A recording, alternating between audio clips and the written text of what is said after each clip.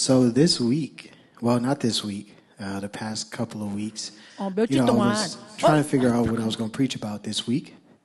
And, the thought came to my head, the story of Samson and Delilah. And, I kind of read over Judges 16 and, got a little bit of, insight of, more insight of what it means, right? And, today the title of my sermon is called Lose Sight, You Will Be Humbled. And so, I was reading, matter of fact, let's just read. Judges 16, 1 through 31. Samson went to Gaza and saw a prostitute. He went to her. The news got around, Samson's here. They gathered around in hiding, waiting all night for him at the city gate, quiet as mice, thinking at sunrise we'll kill him. Samson was in bed with the woman until midnight. Then he got up, seized the doors of the city gate, and the two gate posts, bolts and all, hefted them on his shoulder and carried them to the top of the hill that faces Hebron. Sometime later, he fell in love with a woman in the valley of Sorek, grapes. Her name was Delilah. The Philistine tyrants approached her and said, "Seduce him. Discover what's behind his great strength and how we could tie him up and humble him." Just to put it a different way, God's going to put something in your vicinity, and he's going to use that to see where your heart is. He's going to use that to, to reveal where your faith is. And, that could either go one or two ways. You will overcome it, or you will let whatever that is overtake you. Discover what's behind his great strength and how we could tie him up and humble him. Each man's company will give you 100 shekels of silver. So Delilah said to Samson, "Tell me, dear, the secret of your great strength and how you could be tied up and humbled." Samson told her, "If they were to tie me up with 7 bowstrings, the kind made from fresh animal tendons, not dried out, then I would become weak, just like anyone else." Now, just a little backstory. Samson had multiple times to get out of this situation. And that's what a lot of us have. We have multiple times to get out of a situation before it could either turn one or two. It can only turn one way. If it's not the correct thing to be in, it can only turn one way, which is you can destruct your own life. And God is not in the center of what your plans are compared to what his plans are, right, for you. The men were tied him up. Yeah, the men were waiting in ambush in her room. Then she said, "The Philistines are on you, Samson." He snapped the cords as though they were mere threads. So he still had his strength. He still had his power because, God is giving him, the opportunity to make the right decision. So of course, God is still with him because, he really wants, Samson to make the right decision. The right decision is to get out of the situation, right? And sometimes we become too blinded and, that's why I said, lose sight, you will be humbled. And, we become too blinded of what we're so in love with that we forget that, God is even in the center of our lives. And why do we lose sight? It's because we're chasing after things that we desire.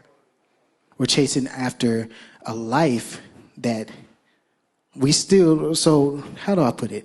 We know that our life is different, but we're still chasing after the things that we know didn't change our life, if that makes sense.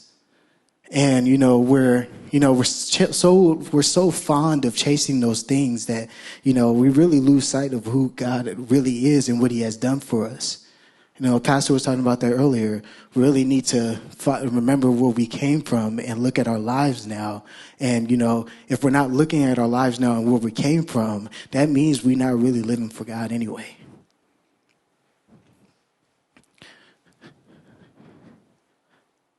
And he snapped the cords as though they were mere threads. The secret of his strength was still a secret. Delilah said, come now, Samson. You're playing with me, making up stories. Be serious. Tell me how you can be tied up. He told her, if you were to tie me up tight with new ropes never used for work, then I would be helpless, just like anybody else. So Delilah got some new ropes and tied him up. She said, the Philistines are on you, Samson.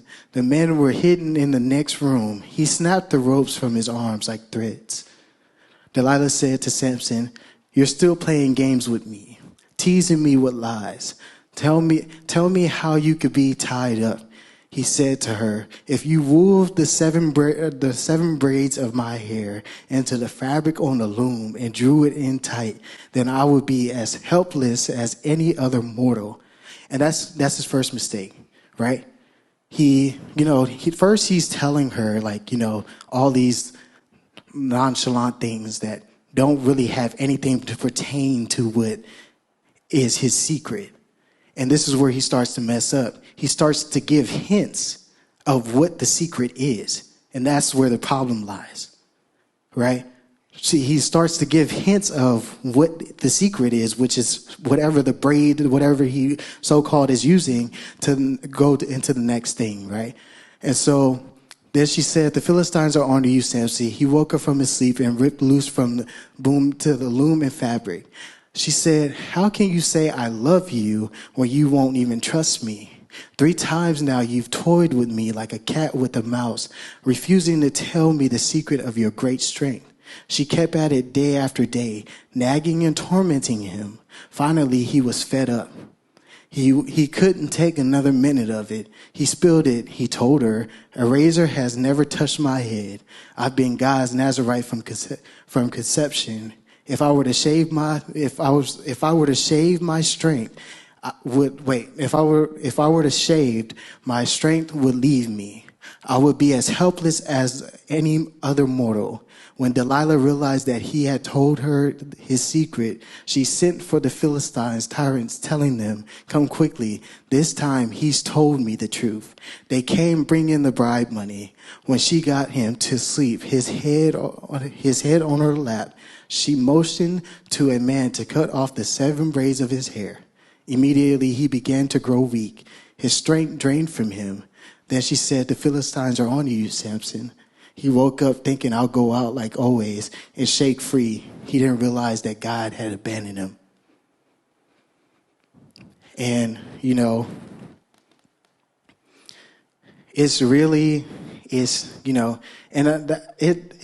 sucks because, you don't really see it. You don't know, right? You just keep with the motions. You want to ask God for an answer. God, give me the signs that this is not supposed to be the situation that I'm in. God, grant me wisdom to know that this is not the situation you want me to be in. And 9 times out of 10, God has granted you the wisdom because he gave you the signs to begin with in the first place. And people miss that. And, as time goes on, when you're not catching it, you start to gravitate more towards the want rather than what you need, which is what in the need is God himself. And God isn't in the center of anything that you're asking for. And I realized that with, music and stuff, the reason why I got taken down is because I started looking at, outside of the picture of why God has put me in that position. I looked at, I could use this as a way to do what I always wanted to do. And, what I mean by that is I use that. I would say that I'm using God as a platform for myself to be able to,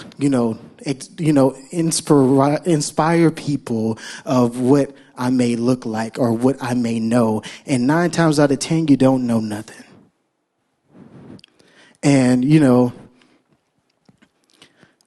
it's very humbling to have to go through something like that because, it's very hard for you because you're so caught up in, your old mindset. You're so caught up into the thing that you actually want and to the thing that you feel that you need that it's very hard to let it go. It is so hard to let it go because, you're so attached. And I can say that myself. I was so attached to always wanting to dance and rap and stuff like that, that became my main idol. And, I forget about the reason why I was even brought here in the first place. And, God gives many chances when it comes to make a choice to get out of the situation that you are not supposed to be in. I think God allowed Samson to be with Delilah to test his faith. And God allows people to come into your life to test your faith. God allows, things to come into your life to test your faith. Are you going to be strong in him or are you going to be weak in your flesh?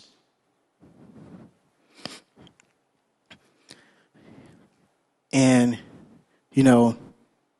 Samson stood his ground for a little while. And after a little while, Samson lost his ground and he also lost God. And, it's crazy how, someone like him would lose all that he had for just one person. For a woman that probably wasn't even that great.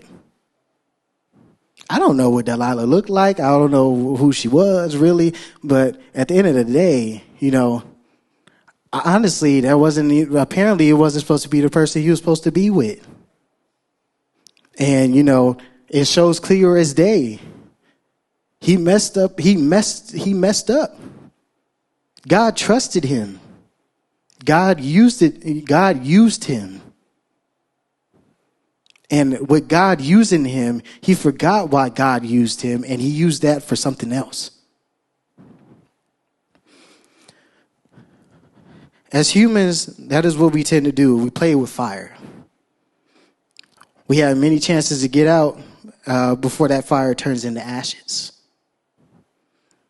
God, sets a fire so that you feel the pressure that God is asking of you. But then, we tend to not want to stay in the fire, stay in the pressure. We feel that our instinct is right. So we feel that the fire that we're in, we shouldn't be in. And with that, we end up,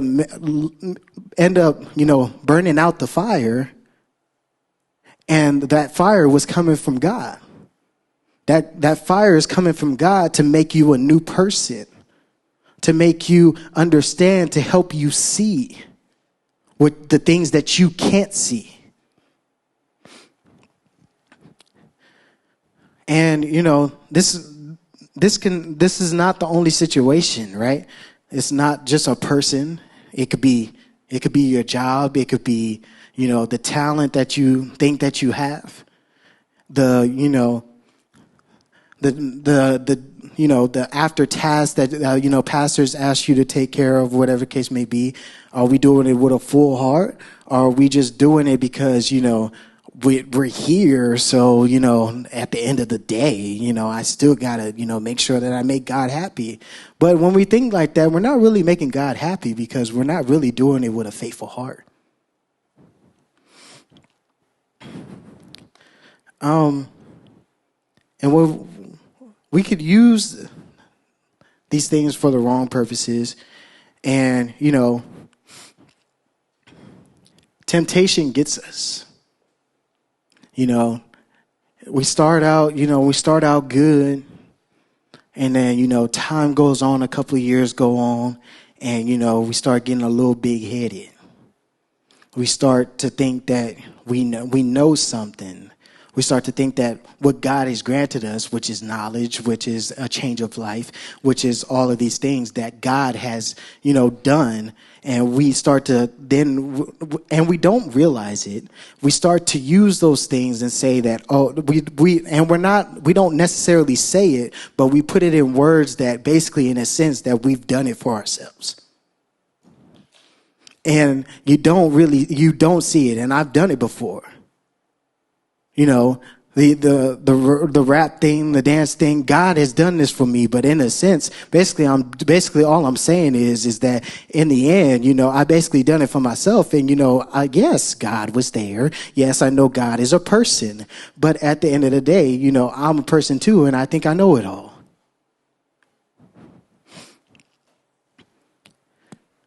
And it's scary how God can abandon you based off the choices you make. I feel like a lot of people don't understand this because they think they have been doing it for a good long time, and, they don't think God's going to come in and intervene. And Pastor talks about this all the time, right? You just keep, Pastor or God may not come to you right there and then.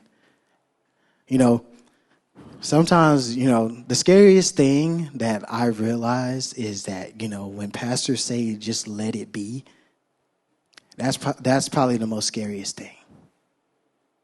Because when pastors say just let it be, that means in due time, God is coming for you.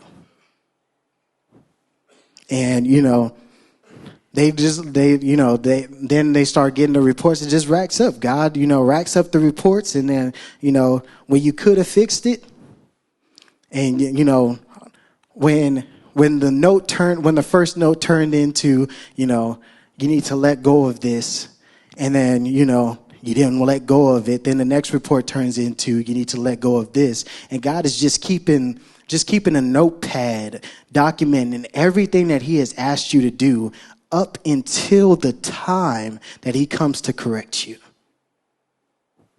And something APC was talking about yesterday in the cell group is that God has made leaders to correct themselves.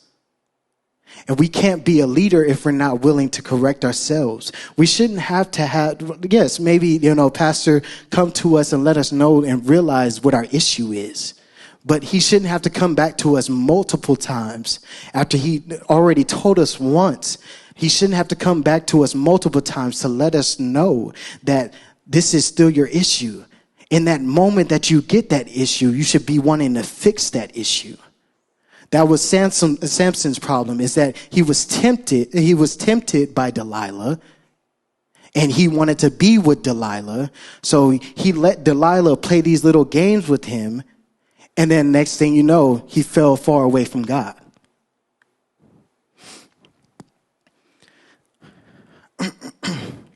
And, God teaches us this, and he's been teaching us this for over the years. I've been here for going almost six years, and, dang, time flies by so fast.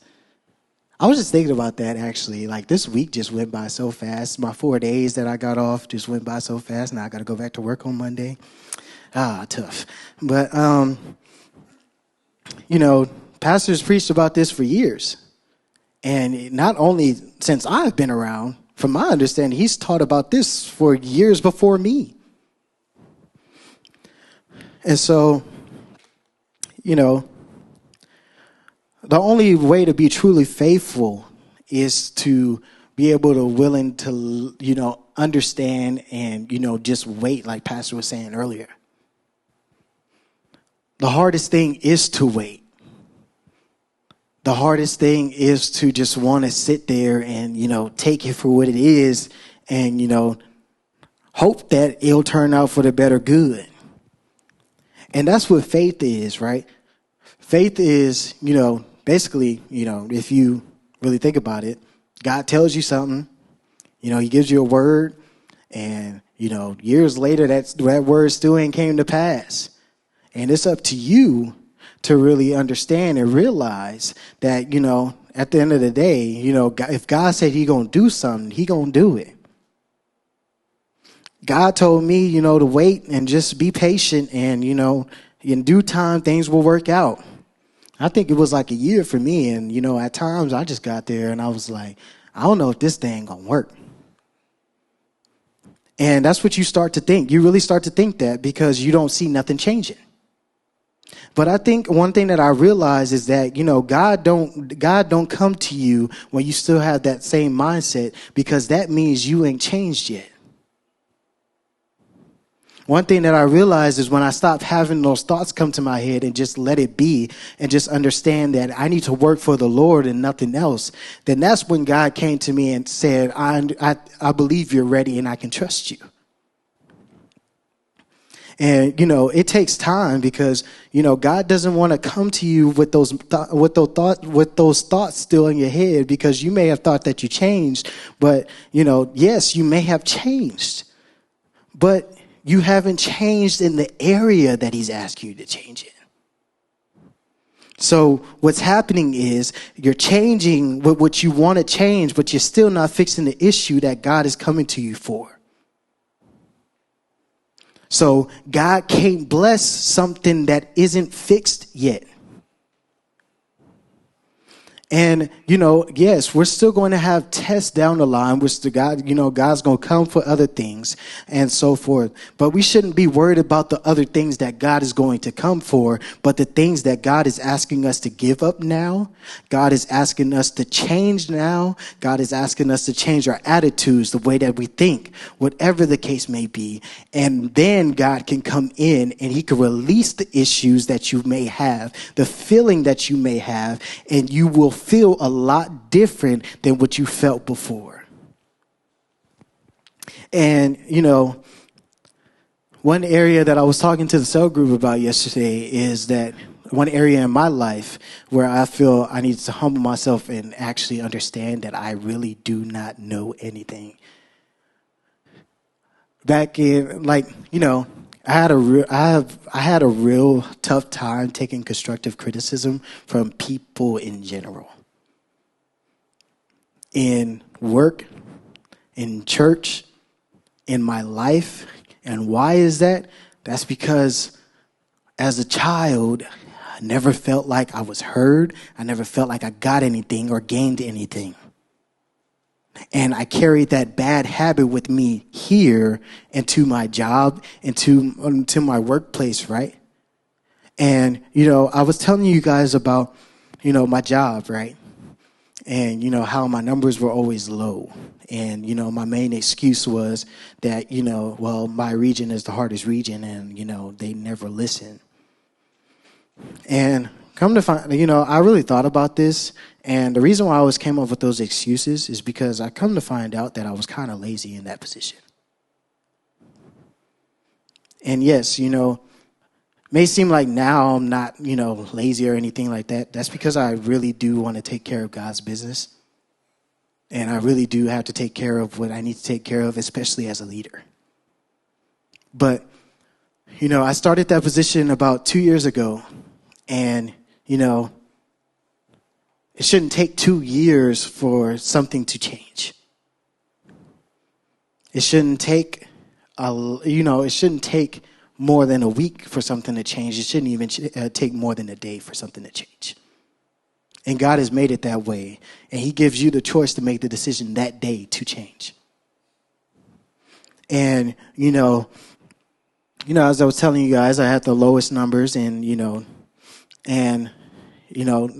we got new management came in and, basically, my new manager, she like a mom that, basically like, if you don't get it together, you're going to get kicked out. Right.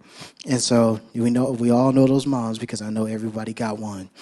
And so, they always bring me in meetings. They always like, you need to do it this way. You need to try it this way. And, I'm always stuck in my own mindset to where, I tried that way and it didn't work. 9 times out of 10, I didn't really try it. I kind of more so, basically poked at it and then left it for what it is. And so, they kept telling me, the associate manager and the senior manager kept telling me like, hey, you need to figure it out. basically in a total, basically in a total sense. And, that's sometimes what pastors say. You need to figure it out because you know what the issue is. And, man, that was a rough time for me. But then I started to realize that, that's actually like this is the same way that I treat, actually how I treated APC. I was never fond of the way that I treated APC. When it came to music, I never could take,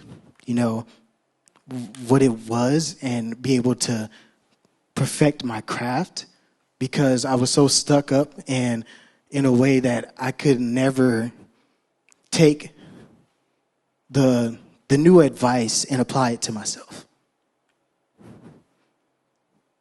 And I hated myself for that.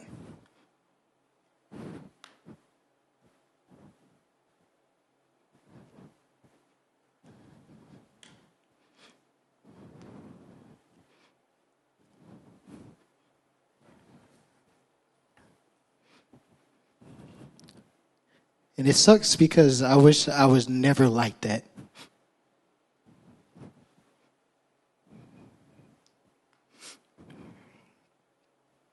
But I didn't know any better.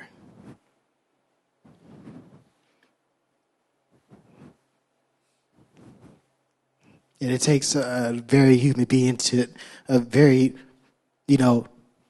very, respected person to say something like that because nobody can admit that. And,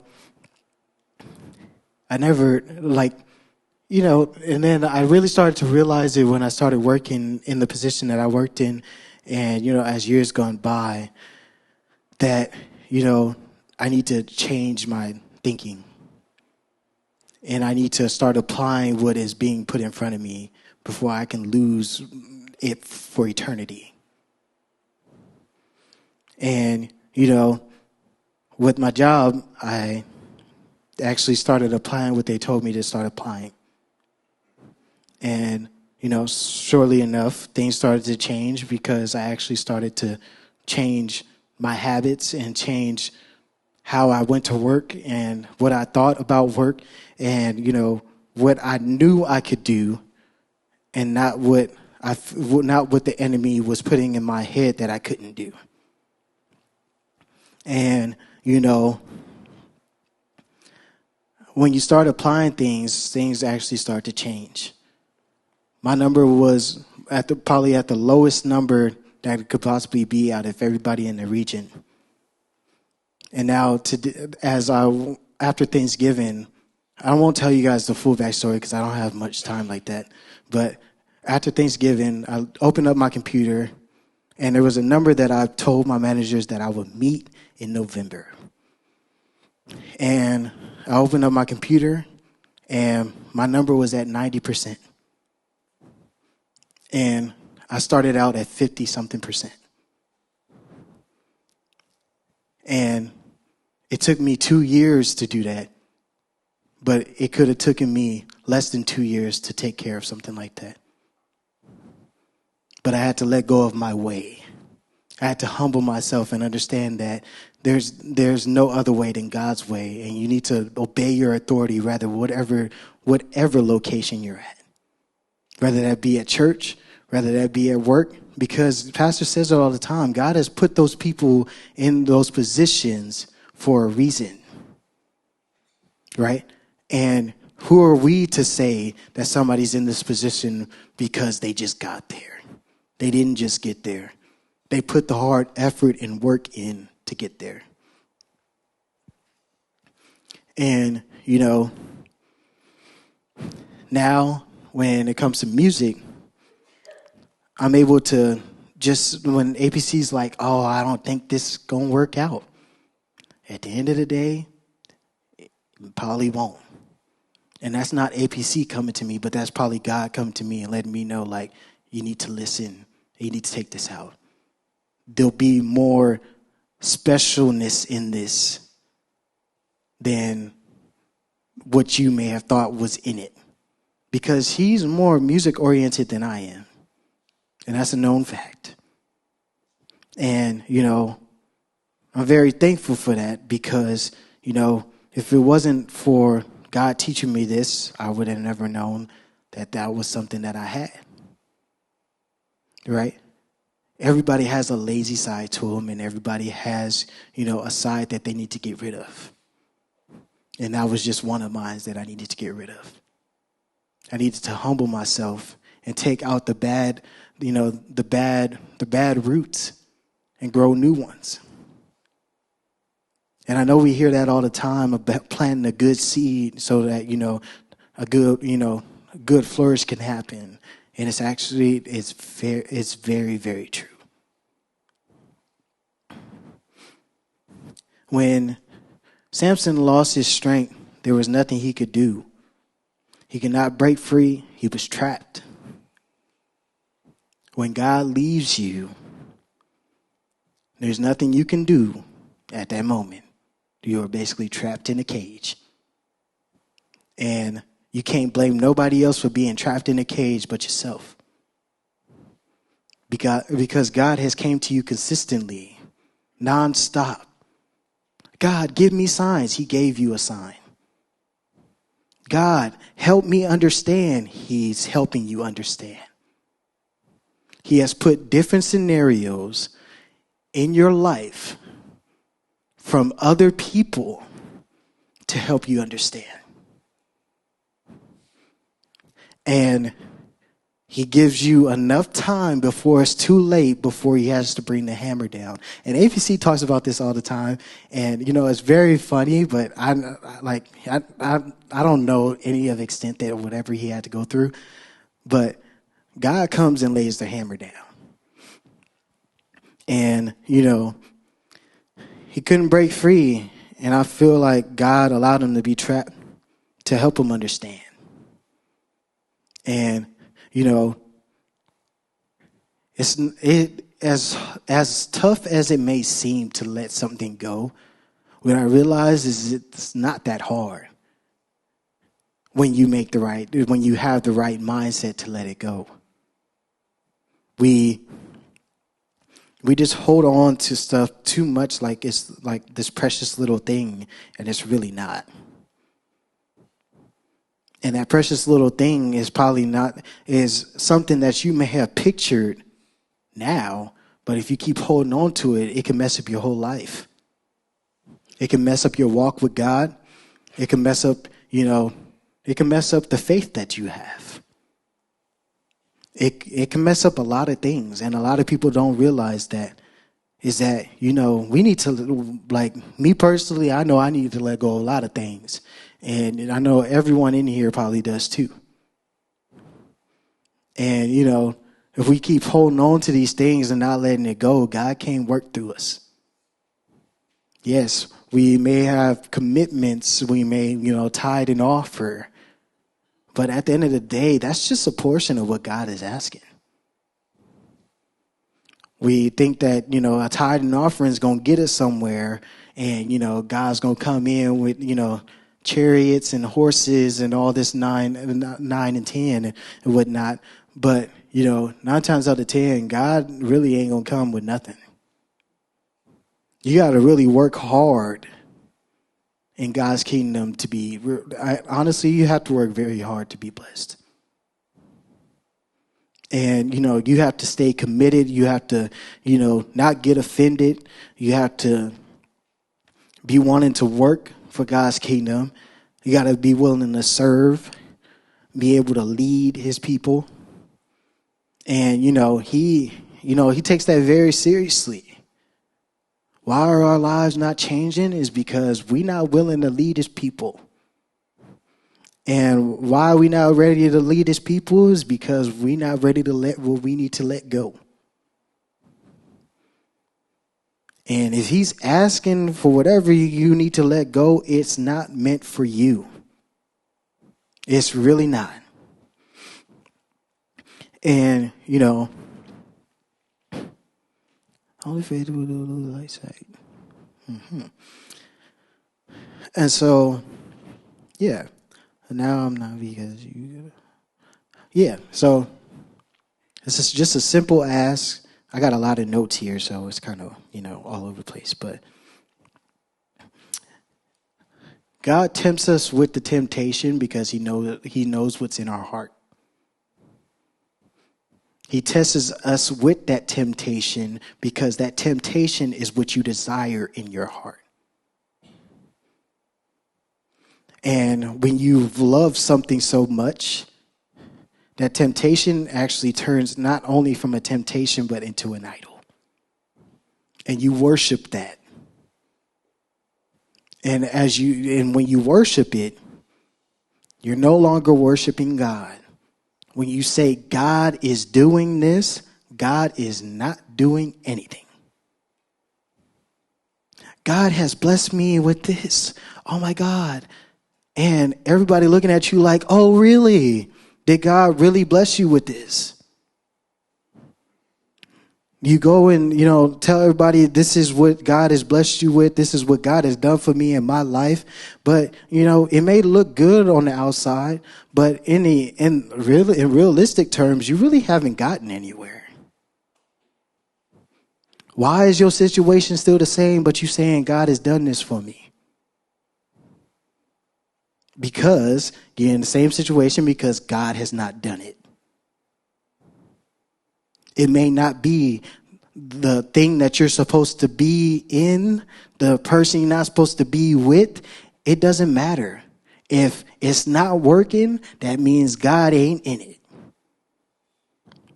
And if other people are somehow moving in an area that you think that God is moving in, and it looks a lot different and they're actually flourishing, it should give you the realization that I need to look at what's really supposed to be. Maybe God is just using this so that he can, God is using that situation so I can realize that whatever I'm holding on to, I need to let go so God can actually really grant me what they have. The only way to truly be faithful is not to let whatever comes your way let you lose sight of what God's mission is. God's mission is to help, lead his people, help lead the worldly people out of the world and into God's kingdom. And, sometimes we put things that we took from the world in the center before God. And, now we're basically like leading people in a direction that they're already being led in. Makes no sense. And, and in order to lead his people, your heart has to be right.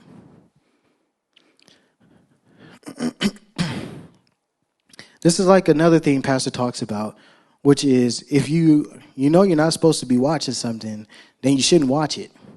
Because once you start watching it, the thing is, you'll start watching it again and again and again. And same like with people. You say somehow about someone, you start to think that something about someone, you start to think that consistent thing because you start to believe the story in your mind that you could possibly have, which could possibly have you offended or deceived. As you see, but then after Samson's bad choice, he felt pain and wanted to do the thing he was instructed to do from the beginning, which is, let's scroll down. We can go all the way to the end, actually. Let's skip a couple of those. Yeah, so no, go up, scroll up. Actually, that's more.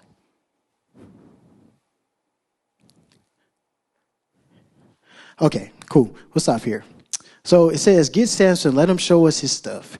They got Samson from the prison, and he put on a show for them. They had him standing between the pillars. Samson said to the young man who was acting as his guide, put me where I can touch the pillars that hold up the temple so I can rest against them. The building was packed with men and women, including all the Philistine tyrants. And there were at least 3,000 in the stands watching Samson's performance.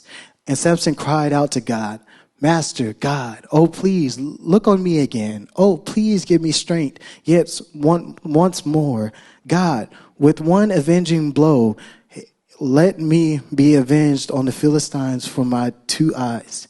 Then Samson reached out to the 2 center pillars that held up the building and pushed against them, one with his right arm, the other with his left, saying, "Let me die with the Philistines." Samson pushed hard with all his might. The building crashed on the tyrants and all the people in it. He killed more people in his death than he killed in his life. His brother and all his relatives went down to get his body. They carried him back and buried him in the tomb of Manoah, his father, between Zorah and Eshtaol. Well, I don't know. He judged Israel for 20 years. And I was reading something else that said, something that he led his people or something like that. And, this was what he was supposed to do from the beginning. And it took this whole situation between Delilah and Samson for him to understand that he made the wrong decision. That I should have done this a long time ago. I should have done the right thing when I first had the opportunity to. Jeremiah 2:31 through 35. What a generation you turned out to be. Didn't I tell you? Didn't I warn you? Have I let you down, Israel? Am I nothing but a dead-end street? Why do my people say good riddance? From now on, we're on our own. Young women don't forget their jewelry, do they? Brides don't show up without their veils, do they? But my people forget me day after day. They never give me a thought. And as you can see, God is actually, hurt with this. God, has given us everything that we've ever, asked for, which was a new life. 9 times out of 10, that's what everyone that's broken, that needs healing, that's all they ever want is their life to turn around, their families to change, their circumstances to change, their living circumstances to change, their family to grow, and all of these things. And we just use it basically. And, God is like, we forget him throughout the day. We forget that, this is what we doing right now, what we live in. Basically, this house that we stay in, this bed that I'm laying on, God has granted me this because I couldn't have it years ago, right? And, my situation, man, I was living in my parents' house and I stayed in a loft. It was nice. No, it wasn't. But, I always wish I had my own room, which I don't have my own room, but I share a room with Tylen. And, it's a nicer room than what I stayed in when I was at my parents' house. And, and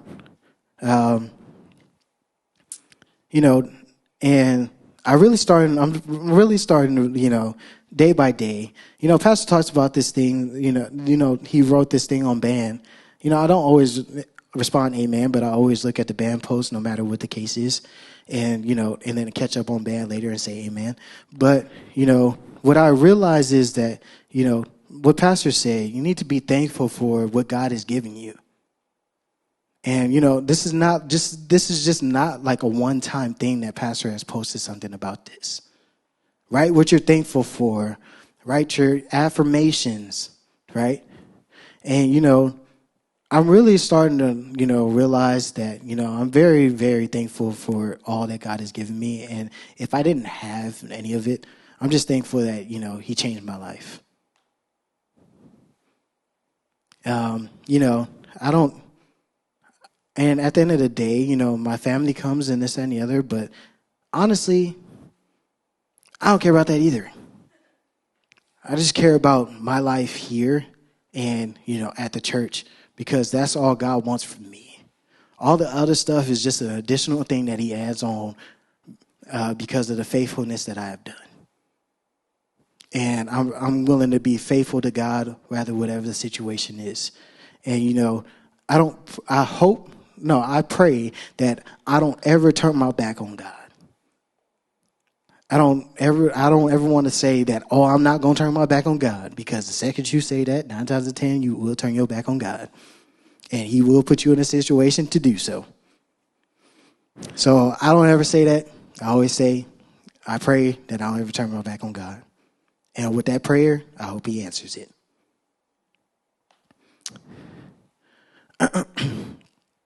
What an impressive start you made to get the most out of life. You founded schools of sin, taught graduate courses in evil, and now you're sending out graduates. I don't know how to say that word. Resplendent, something, in cap and gown, except the gowns are stained with the blood of your victims. All that blood convicts you. You cut and hurt a lot of people to get where you are. And yet you have the nerve to say, I've done nothing wrong. God doesn't mind. He hasn't punished me, has he? Don't look now, but judgment's on the way, aimed at you who say, I've done nothing wrong. The second you say you have done nothing wrong, God will come for you. And let's go back up a little bit. And this part right here. And, now you're sending out graduates, that word, and cap and gown, except to gowns and stained with the blood of your victims. All that blood convicts you. That thing that you hold on to, whether that be a person or whatever the case may be, if you hold on to it for too long, you may ruin what is supposed to happen for them. And people don't look at it that way.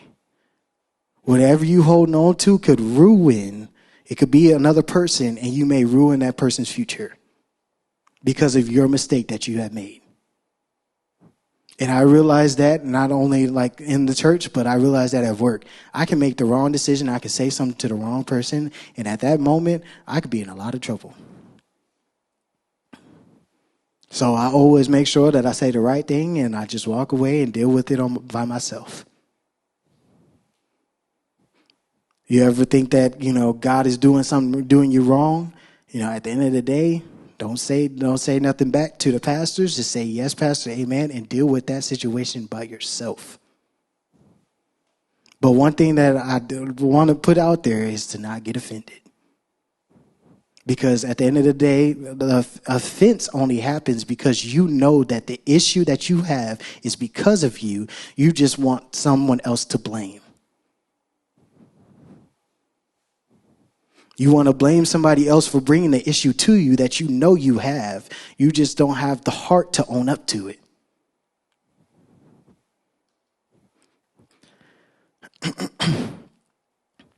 Isaiah 57:11-13. Who talked to you in the pursuit of this nonsense, leaving me high and dry, forgetting you ever knew me? Because I don't yell and make a scene, do you think I don't exist? I'll go over detail by detail all your righteous attempts at religion and expose the absurdity of it all. Go ahead, cry for help to your collection of no gods. A good wind will blow them away. Their smoke, nothing but smoke. But anyone who runs to me for help will inherit the land, will end up owning my holy mountain.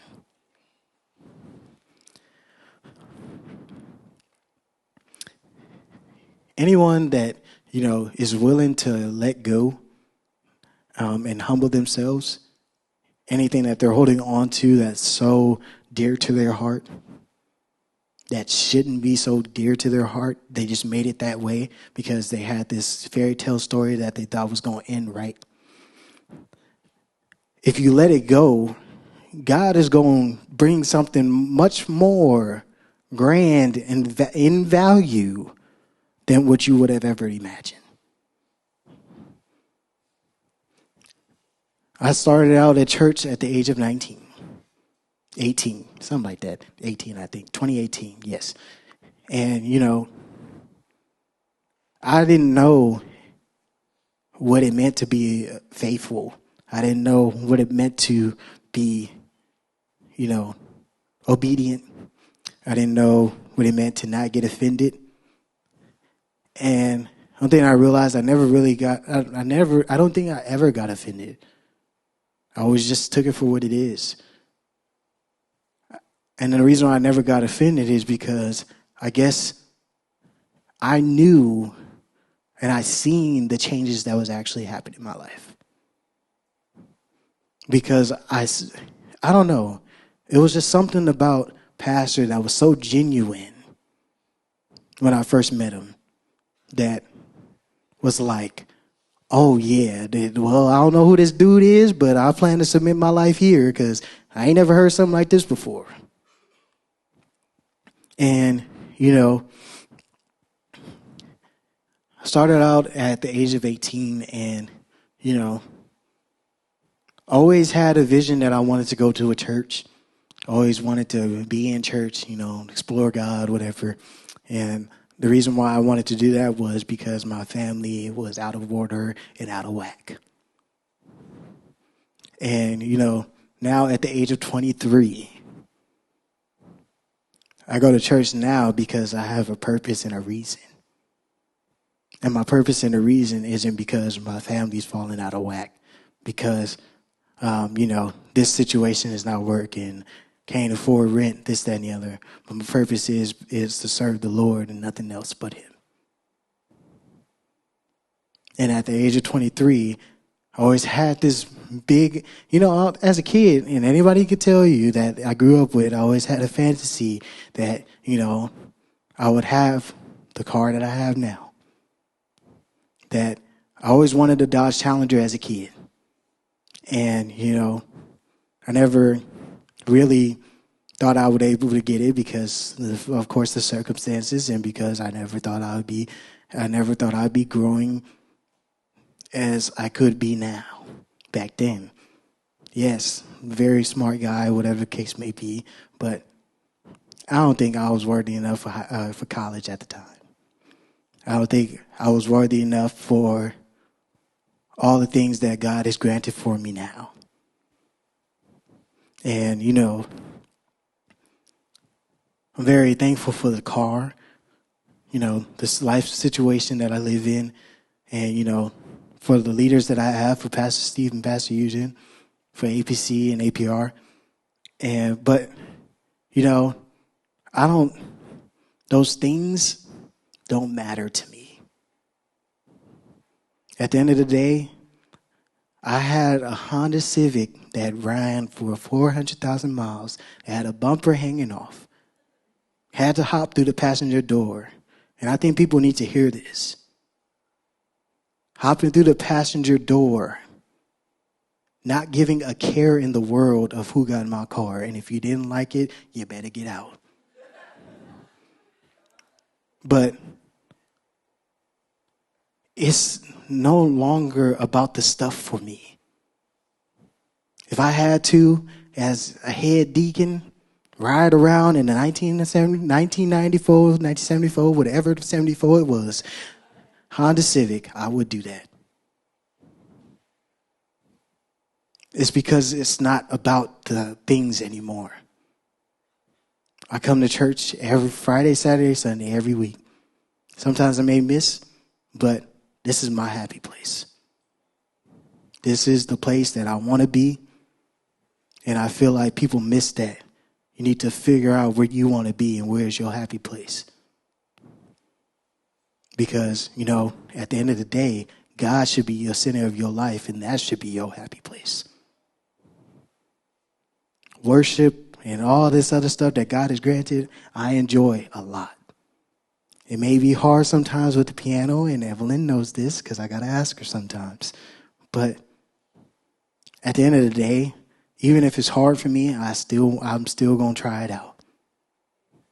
God has granted me to be part of the worship team again. Very thankful for that. But, if I was to lose it now and lose the rap again and all this other stuff, I'd be happy. Because at the end of the day, it's not for me. I had to learn to be humble in these areas to actually grow. I lost sight in those areas, and God had to humble me. And I want everyone in here, even including myself, to continue to look deeper and where you're losing sight in. What are you holding on to so dearly to your heart that you can't let go because it's your desire? It's not what God has granted you. It's not working because God hasn't granted it to you. How do I fix this to help fix my life? How do I show God that I'm more committed into him by faith and, committed to him with my whole heart? And that's my plan for myself, is to continue to look for God in the area. Look towards God, but look at the areas of my heart and in my sight now that I'm so consumed with, and to let it go. I'm at a point now where I need to learn to let things go by myself. I am a leader now, and that's what God expects. It's for you as a leader, and for anyone to be a leader, you have to be willing to let go of whatever you hold on to. And, if you're not willing to let it go, God will take the things away that you love and desire so dearly to your heart. And it won't be in a way that you would have expected it would happen. So before it happens that way, we should let it go now so God doesn't have to intervene like that. He won't have to intervene like he did Samson. Samson had 3 times before and a couple of days after that. And after that, God was like, okay, you don't want to listen? You don't want to get out of your situation? Fine. But now, moving forward, just know I'm not with you. And that, your secret that you were supposed to keep, you told, so I can't trust you. And then later, you'll be asking God to please forgive you, help me get out of this circumstance. And it's going to take much longer than what it could have took when you first had the chance.